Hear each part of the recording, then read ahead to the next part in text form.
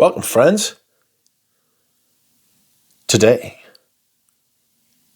we are doing another fragrance rotation video for the week ending the 6th of April, 2025. Immense. That is right, my friends. Once again, I have returned to you this time with another fragrance rotation video. And this past week has been remarkably pleasant weather. No rain. Sunshine, lots and lots of sunshine. Can be a little bit cold, can be a little bit warm. Very interesting. Heard nasty rumours that it's meant to snow by the end of the month. Excuse me, what the hell? What is going on out there? Strange scenes, my G's, strange scenes. But anyway, my rotation this week has been a very good one. Got a couple of lesser used fragrances, a couple of absolute stalwarts, and some stuff in between. So let's have a look. We started, as we meant to go on, with an absolutely world-class, brilliant, discontinued fragrance. Roadster by Cartier. Roadster by Cartier. This is one of my favourite designers, Cartier. It has mint. It has bergamot, which combine at the top to give this kind of apple sort of illusion.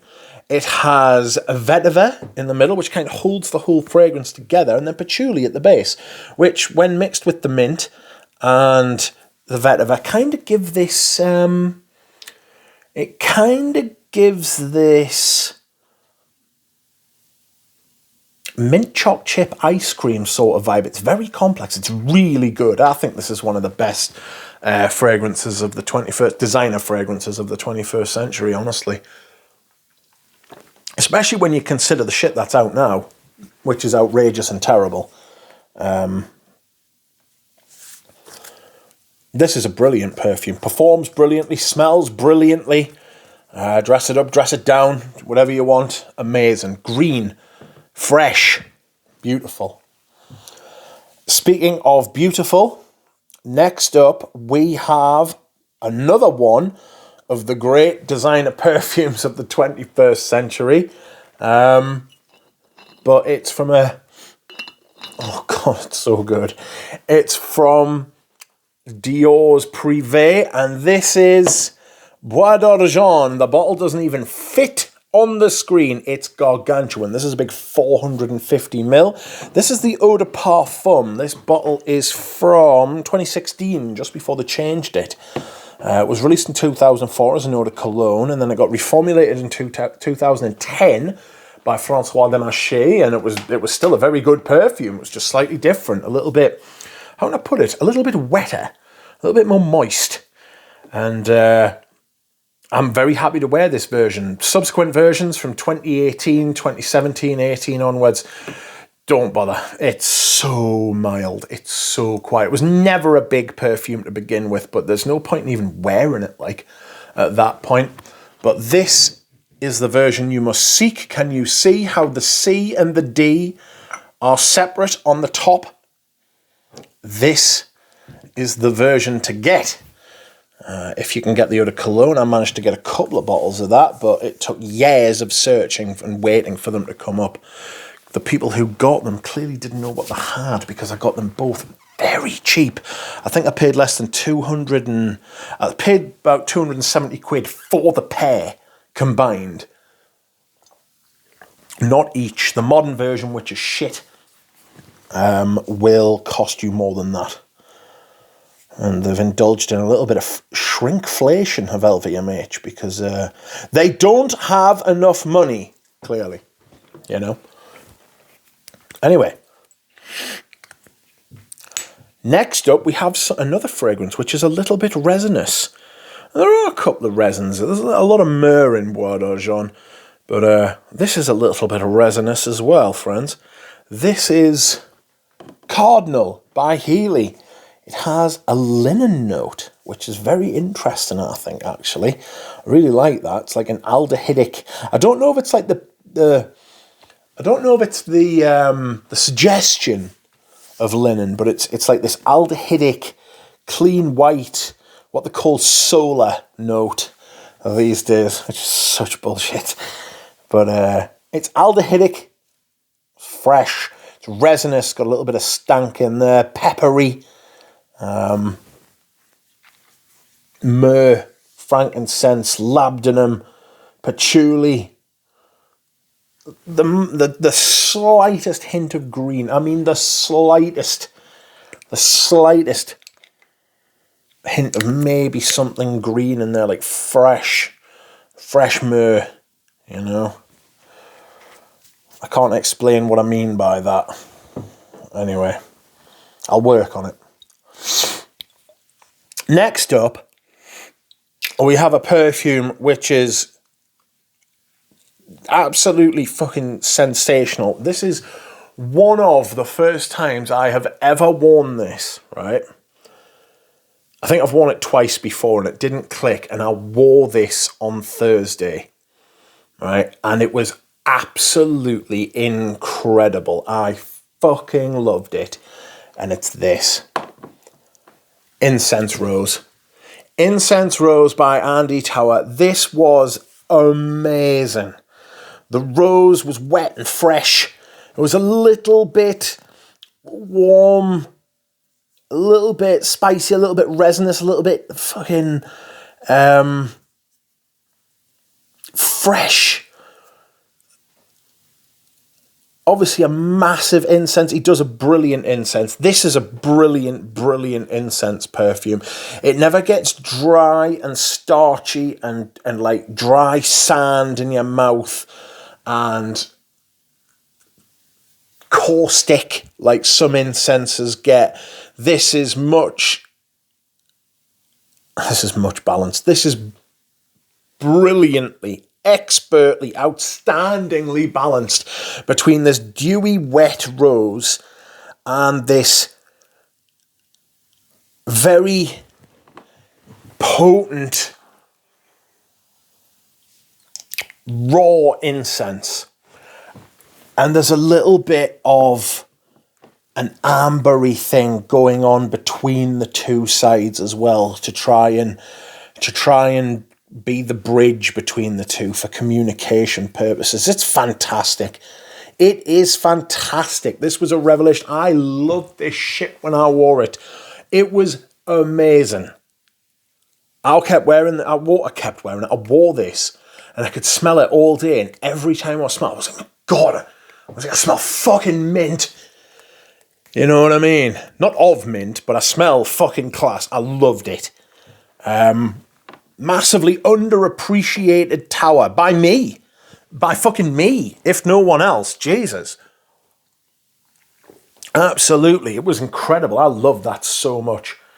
You can guarantee you'll be seeing a lot more of that to come soon. Friday I had a bit of a special occasion. I had to go and do something, and I wanted to smell happy and delightful and fresh and clean, and so I wore this. This is Frenchy Lavande. Frenchy Lavande by Guerlain. Oh, it's so good. Another fabulous perfume. I've actually really enjoyed my perfumes this week. It's been great. Massive sage, vervain, lemon, bergamot, huge lavender, like this kind of ambroxan thing as well, which isn't bad. It's not horrible or nasty. It's great. And I just love this. I love this so much. It's so good. I can't believe they've discontinued this. I went into the Guerlain boutique and I was like, have they really discontinued it? And she was like, yeah. I was like, I didn't tell her to fuck off, but I was like, fuck off. I was like, I can't believe they do that. Why? Just doesn't sell. Doesn't sell. There's been a major problem with lavender, actually, apparently, in France. I was talking to somebody from L'Occitane as well, and they were like, the lavender The lavender harvests have been a fucking nightmare, apparently. That's what they're told is. I don't know this is for fact.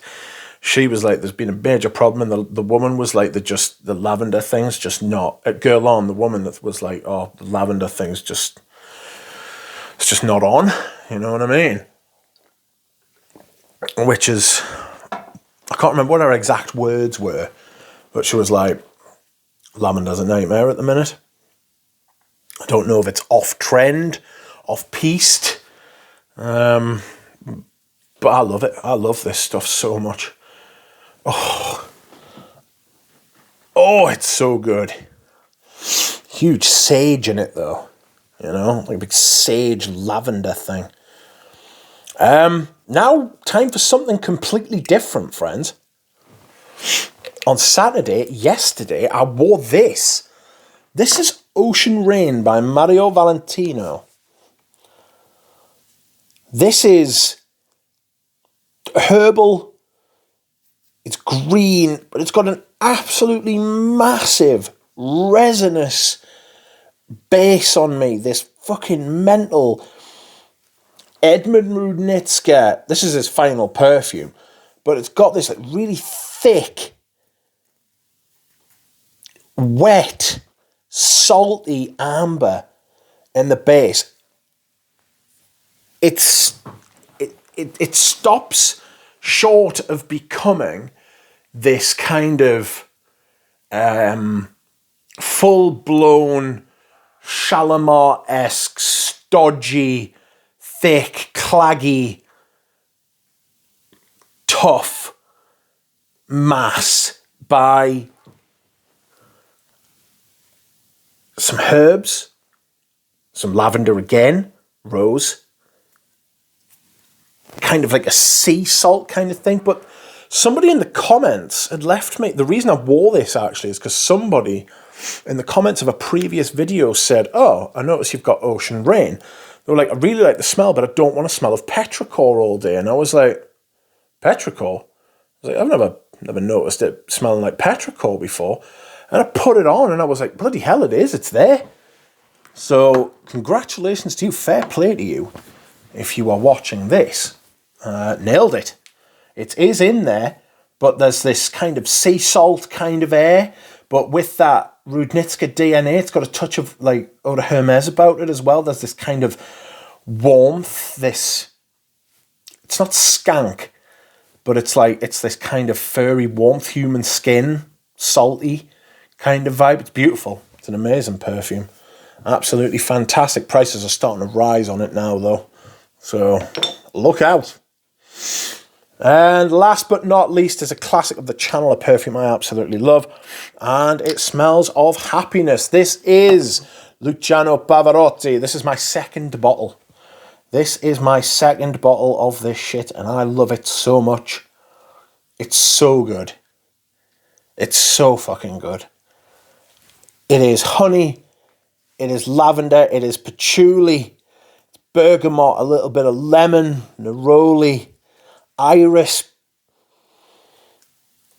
resins, tonka, apparently Russian leather as well, made by David Appel, who is one of the head teachers at one of the big schools. Anyway, I think I've said enough about perfumes now. I hope you have enjoyed this video, friends. I hope you will join me next time, and we'll see you again soon. Bye.